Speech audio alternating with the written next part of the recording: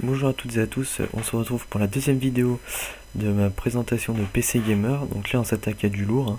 Donc PC Gamer 1000 euros. Je vous invite à aller voir le PC Gamer à 700 € que j'ai fait. Donc là on entre vraiment dans un ordinateur, hein, du gaming pur, hein. Donc là c'est du lourd, hein. Je veux dire que là tous les jeux tourneront en ultra facilement pendant au moins 2 ans là je pense. Oui, 2 ans à peu près, 2-3 ans là. Vous êtes tranquille, hein, les jeux ils tourneront en ultra. Alors on commence. Donc là, boîtier, j'ai choisi le Aerocool Strike X Extreme Right Edition en format moyen tour. Tout simplement parce qu'il est très bon en aération, hein. À l'avant il a un 180 mm il me semble. Non, il a un 140 mm à l'avant, un 180 en façade et un 120 à l'arrière, donc grosse aération quand même, hein.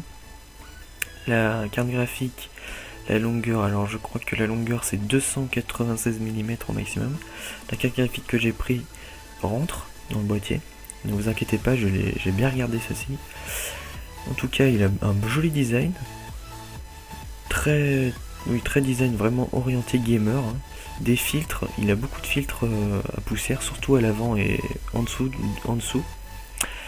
Devant on peut voir deux USB 3.0, donc c'est sûr qu'à l'avant il n'y a pas beaucoup de prises USB, mais c'est compensé par la petite LED sur le côté et le joli design. On passe ensuite à la carte mère. Alors là j'ai choisi du MSI Z97 PC Mate, encore du MSI, et oui encore du MSI en format ATX. Donc là cette carte mère là, elle prend le Crossfire, pardon, pas le SLI. C'est pour ça que j'ai pris une carte graphique AMD. Donc là, le Crossfire, donc elle a deux PCI Express 3.0 x 16 et deux autres PCI Express 2.0 x 8. Elle a 4 emplacements de RAM. Ça c'est normal.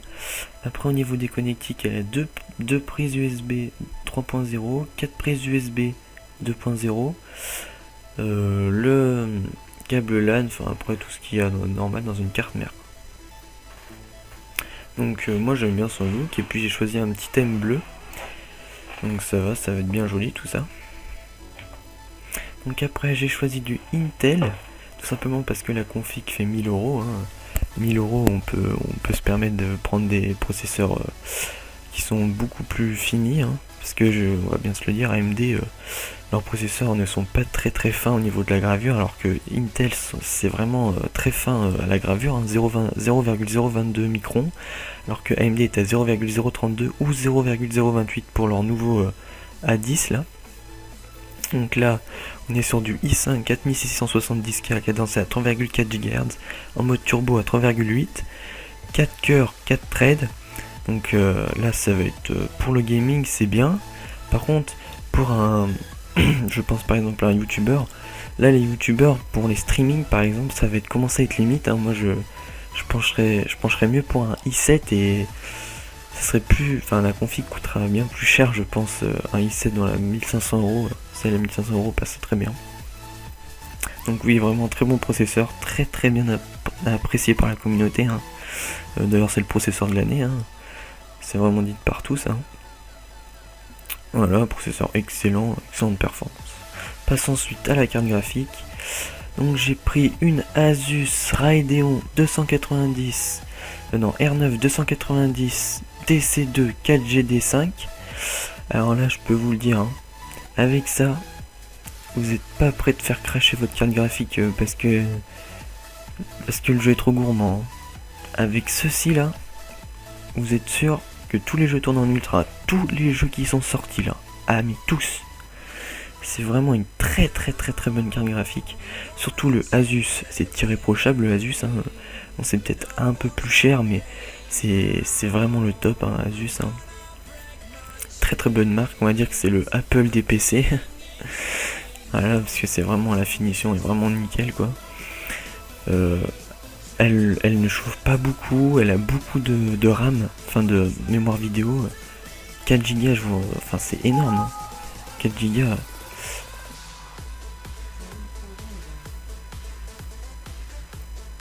Ok, désolé pour cette petite intrusion là, je sais pas, ça me le fait souvent ça, mais c'est sûrement une baisse de performance de mon processeur. Donc, donc oui, très belle carte graphique, moi j'adore son design, hein. Bon, j'ai pas trouvé de carte graphique bleue, tout simplement parce que les saphirs, j'aime pas trop les saphirs. Tout simplement parce que les saphirs, il y a beaucoup de retours SAV et je préfère largement prendre du Asus, même si ça n'entrera pas dans le thème rouge. Après, si vous voulez, vous pouvez prendre une carte graphique Saphir, Sapphire d'ailleurs. Franchement, si vous voulez, prenez une Sapphire en bleu pour que le thème reste bleu. Mais sinon, gardez cette carte graphique là, elle fera largement l'affaire, même si la couleur ne sera pas au rendez-vous pour le thème bleu. On passe à la suite, donc les barrettes de RAM.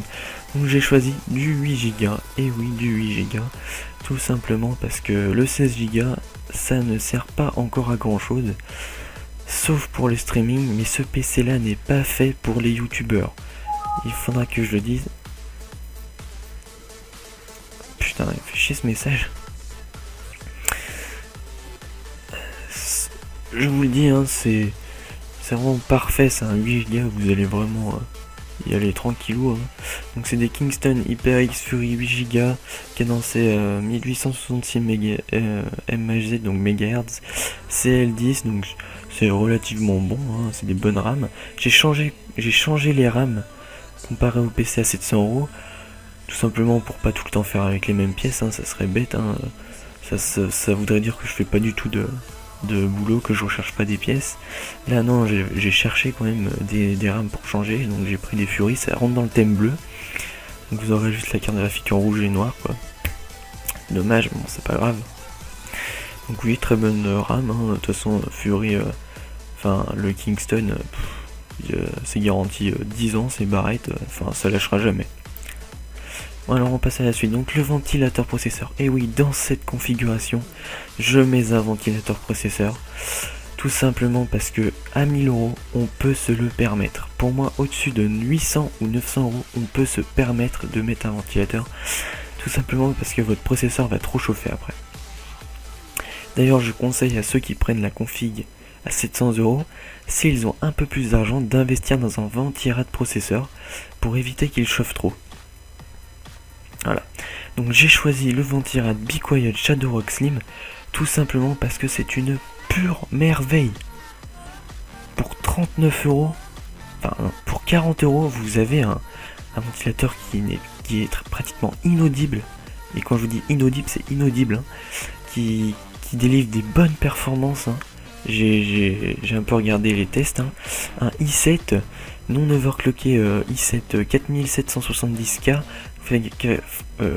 fréquencé à 4 GHz, est environ à 30-35 degrés, hein.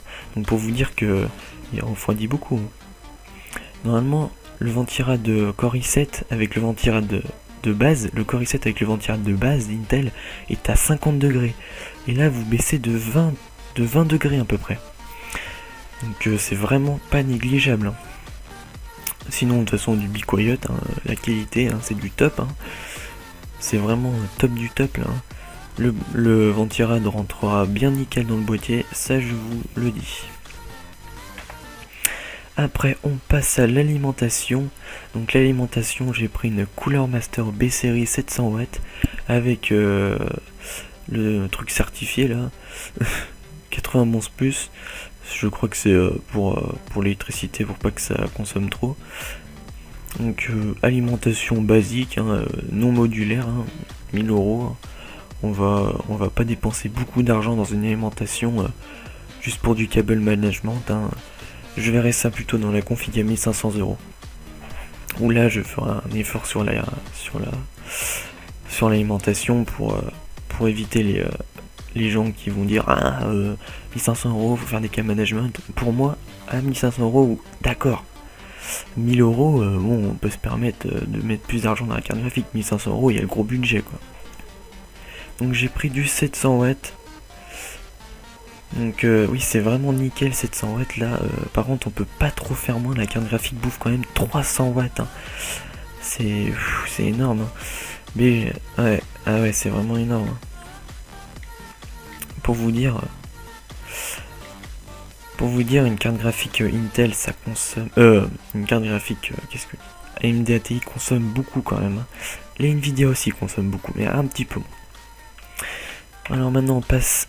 Et oui, et là j'ai mis un SSD tout simplement parce que il faut que l'OS soit mis quelque part pour que ça s'allume plus vite tout ça.